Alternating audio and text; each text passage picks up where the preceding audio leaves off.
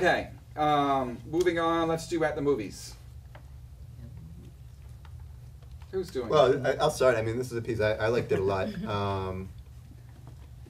Again, I keep going back to how difficult it is to do narration, and particularly when you have narration with the writing.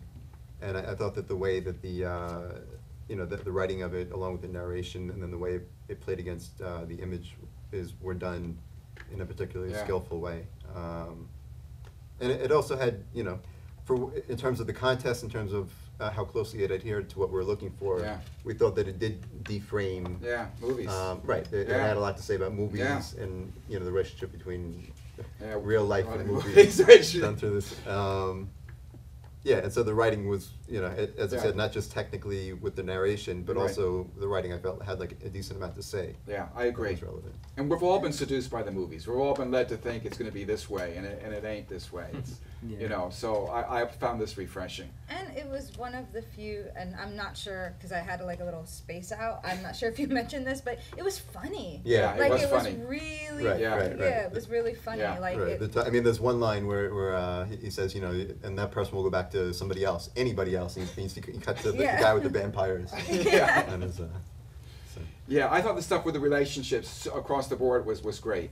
If you like her, she's going to have to leave you, and in the movies that's not how it works. Or the ghost, when they die, they're dead. They're not coming back to play games with you. Or, all that was funny. And again, you were saying there was the people who like Woody Allen seem to have more of an affinity for this. I think that was piece. good. It's very, it's a little nebbishy. Yeah, it does have his sort of perspective on things in there, I think. Okay, moving on. Stan, I'm going to call on you to do. This is one of my favorite movies, but I'm phonically challenged. Kwaheri Mandim? Thank you. I hope I said it right. But, well, there's a lot to say about this movie, I feel. I thought the story is its high point, definitely. It's even... And I have to say, I actually liked that it was in French. Because I just feel like it sounded very natural. It sounded very... It really transported you there when you were looking at the images, and then you had the subtitles to help you with what the story is about. But the only thing that I wish there was a little more from in that video in particular was just a little more use of other visual elements, of other things, just like Murder the Web is trying to do. But I think the story was the thing that resonated with me the most. It's dynamite, and it just... And it's such a curious topic, white Africans. Like there's certain African Americans that are white, and people get freaked out when they claim to be African Americans. But what are they?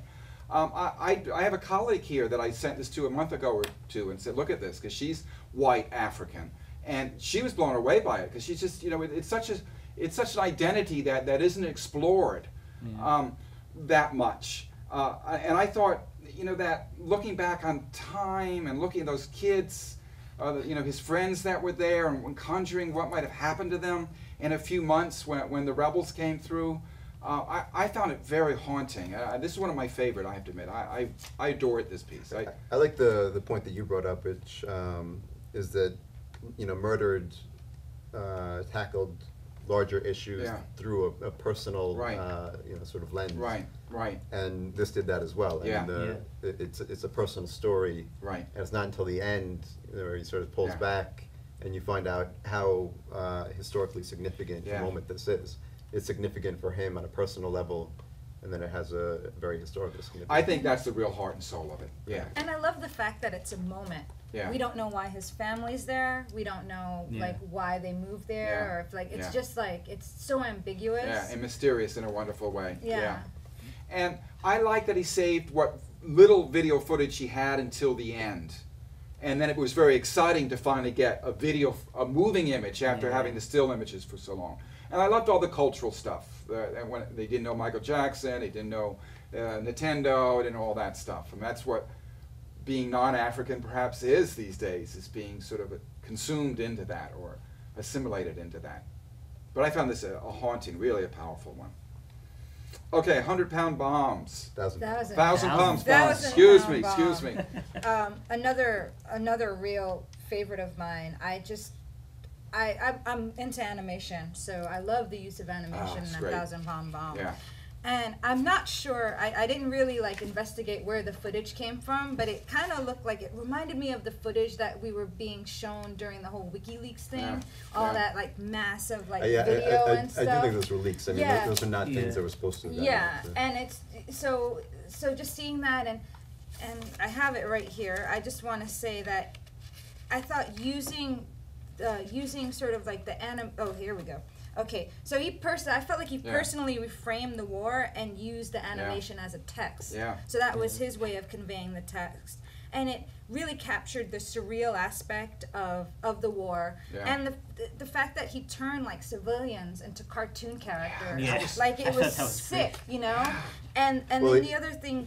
He turned the President Bush into a cartoon character. But I mean, he did. And it was so, But I feel so simple, but... It touched me in that way because it's usually, we see the president and we see all these people, but, the real loss of life is sort of on the ground, so just... The shots of the little rabbit running around, it was just... And you would think it would be funny to do it that way, but in fact it was more haunting. But, I mean, a word that comes up a lot across these pieces is juxtaposition. Yeah. And this one, he has a very dark, ominous score to it. Obviously, the content is very dark. You're watching people get killed, on fields and people talking about war, and yet through it, you have these little frivolous cartoon, animated things. Yeah. And you're right. I think the overall effect is not that it's funny. It's very unsettling. It's very unsettling. And someone was talking about the general, which I think was the footage that was repeated. That they've slowed down the audio some.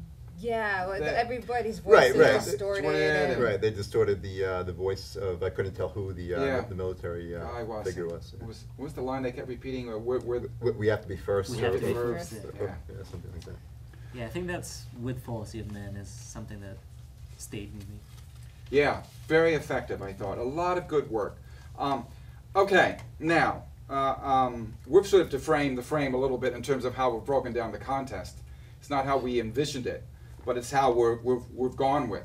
What we'd like to do is set up a gallery page of all of the work that we've discussed, all in these pieces, and use it to raise money for next year's contest, which we hope you all will re-enter with increased vigor.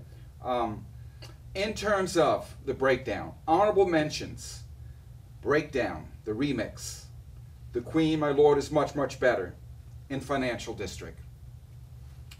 And in terms of second place, and with these, we've taken up a collection, and the three judges have offered to toss in some extra money, and we're going to send each of these three people, these three filmmakers will get $100 each. I wish it could be more. And $100 still. Fallacy of Man, Firebird, and At the Movies. Which leaves us with first prize. And these are three great judges, but they each had their own choice. So we have three choices for first prize. And what we will do is we will split the $3,000 three ways. So you'll each get $1,000. Not a bad sum. And my choice was the first. I chose 1,000-pound bomb. Woo! And to me, that would be a Koheri Mandima. Okay. Again, we've been very happy with all of this, with everything that came into us. We're very happy that we sparked a little bit of excitement in this direction. We would like to do this again, if possible. We would ask you all to go to when we get the gallery up, to go to the pieces. And I would urge you to post about each other's pieces. We would like to create a community. I think it's what everybody gravitates to. It's what everybody remembers in their life. When they look back, when you get as old as me, it's always community that's pleased you the most. So go look at each other's piece and post something, say something. If you see something, say something. If you like something, say something, please. As for next year, I would love to do the contest again. This contest, I had a friend who unfortunately passed away this past year and left $30,000 stashed away in a safety deposit box for me, that I took out and finished my website and put the rest into advertising and with the contest money. I don't have many other friends that are going to pass away, I hope this year. So I don't know where I'm going to get any more money, but I've applied for some grants, and we'll see what comes up. Thank you all so much for participating in this. Anything else from the judges? Yes. Go to murderedtheweb.com and watch some more of Terrence's work, because he's an amazing filmmaker, and I'm so happy that he gave me an opportunity to watch all of your films and with much meet these two awesome guys. And I will second that. Great. I second that as well. Okay. To all of you,